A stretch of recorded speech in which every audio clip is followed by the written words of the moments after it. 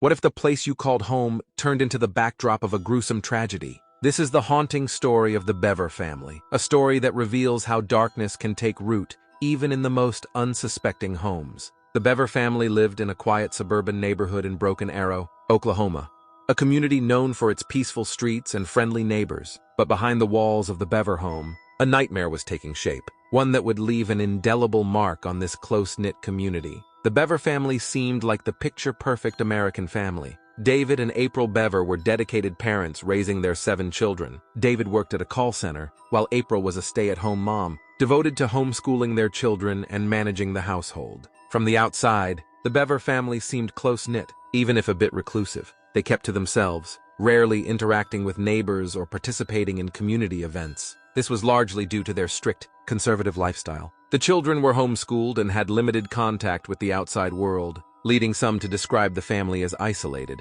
But behind the smiles in those family photos, there was a growing darkness. Robert and Michael, the 2 oldest sons, were drifting into a dangerous obsession. They spent hours on the internet, consuming graphic content about mass murderers and violent crimes. Their fascination with death and killing was not just a passing interest. It was becoming an all-consuming fixation. As time went on, Robert and Michael's obsession grew darker. They started discussing their own plans to commit a mass killing, one that would make them infamous. They saw themselves as destined for greatness, not through positive achievements, but through the horror they planned to unleash.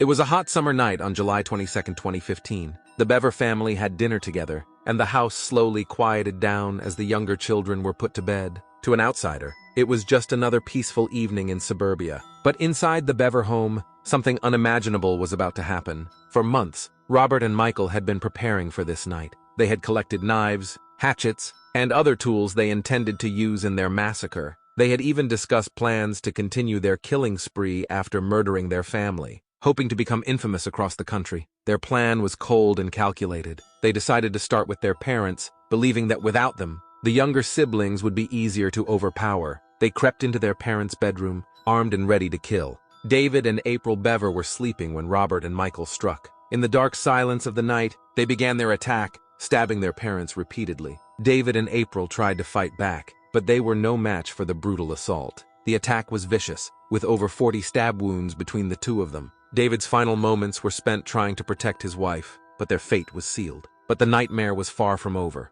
After killing their parents, Robert and Michael turned their attention to their siblings. They moved from room to room, systematically attacking each one. Their first target was their younger brother, Daniel, who was 12 years old. Daniel tried to fight back, but he was quickly overpowered and fatally stabbed. Next was their 7-year-old brother, Christopher, who had no chance against his older brothers. Then came the most heartbreaking attack. Victoria, just 5 years old, was attacked as she lay in her bed. The innocence of a child could not sway her brothers, who killed her without mercy. The sheer brutality of these acts shocked even the most seasoned investigators when they later learned the details. Crystal, who was 13, was one of the last siblings to be attacked. She tried to hide under her bed, but was eventually discovered by her brothers. Crystal was stabbed multiple times, but miraculously, she survived the attack, playing dead until her brothers moved on. By the time they were done, 5 members of the Bever family were dead, and the house was filled with the echoes of the violence that had just occurred. But the brothers weren't finished yet. They planned to load up their car and head out on a killing spree, targeting random people in the hopes of racking up a high body count. But their plan would soon unravel.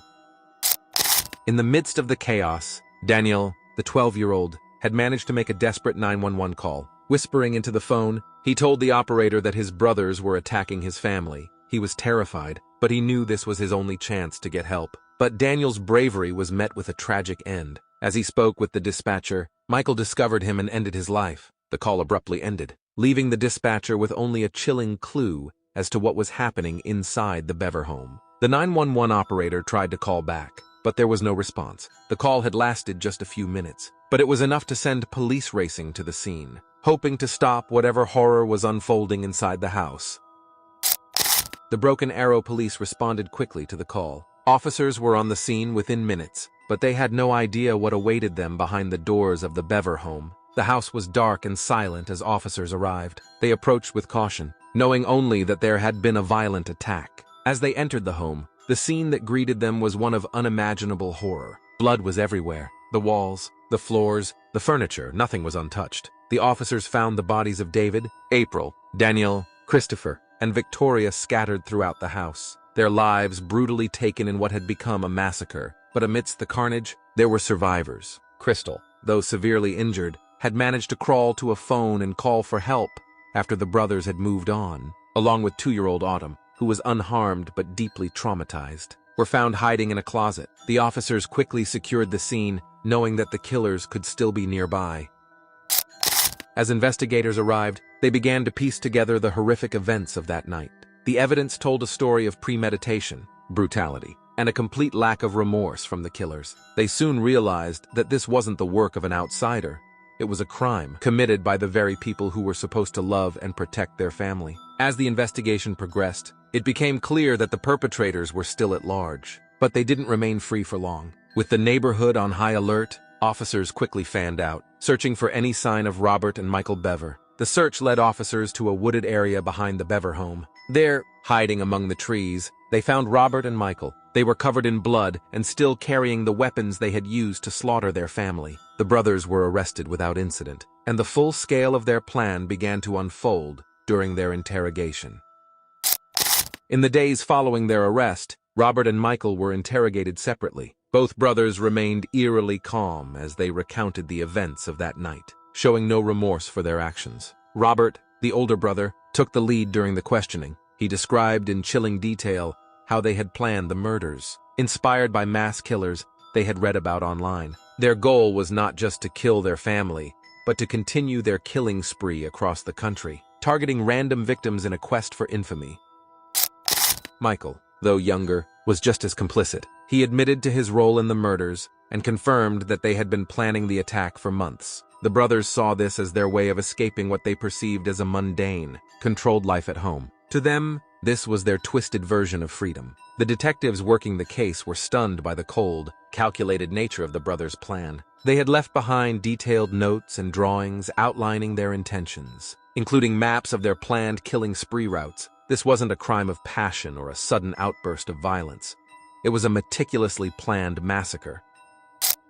The trial of Robert and Michael Bever became a national sensation. The brutality of the crime, combined with the shocking ages of the perpetrators, drew intense media scrutiny. People across the country were horrified by the idea that 2 teenagers could commit such heinous acts against their own family. Robert Bever, who was 18 at the time of the murders, was tried as an adult. Throughout the trial, he remained emotionless, showing no sign of remorse. The prosecution presented a mountain of evidence, including the brothers' confessions, the murder weapons, and the detailed plans they had drawn up for their killing spree. The defense attempted to argue that Robert's obsession with violence and his troubled mental state played a role in the murders, but the jury was not swayed. The sheer brutality of the crimes and the premeditated nature of the attacks left little room for sympathy. Michael, though just 16 at the time, was also tried as an adult. His defense team argued that he was heavily influenced by his older brother and that he might not have gone through with the murders without Robert's leadership. However, the evidence showed that Michael was a willing participant in the planning and execution of the massacre. In the end, both brothers were found guilty on all counts of first-degree murder. The jury's decision was unanimous. Robert and Michael Bever were sentenced to life in prison without the possibility of parole. For many, the sentences were seen as a just end to a case that had shocked the conscience of the nation. The Bever family murders left a deep scar on the Broken Arrow community, with the house where the killings occurred eventually being demolished in an effort to help the town move on. The tragedy prompted widespread discussions about the warning signs of such violent behavior, especially in teenagers. Experts pointed to the brothers' isolation and obsession with violent media as key factors, underscoring the importance of mental health awareness and parental vigilance. For the surviving sisters, Crystal and Autumn Bever, the journey to recovery has been long and difficult. Crystal, who survived the attack, has undergone extensive therapy, while both sisters now live under new identities, supported by their community as they attempt to rebuild their lives. This case serves as a stark reminder of the hidden dangers that can exist within a family. It highlights the critical need for communities to stay connected, to support each other, and to ensure that those who are struggling receive the help they need before it's too late. If you enjoyed this video, please like, share, and subscribe for more tales of the unexplained and the macabre. And remember, sometimes the most terrifying stories are the ones that are true. Until next time, stay curious and stay safe.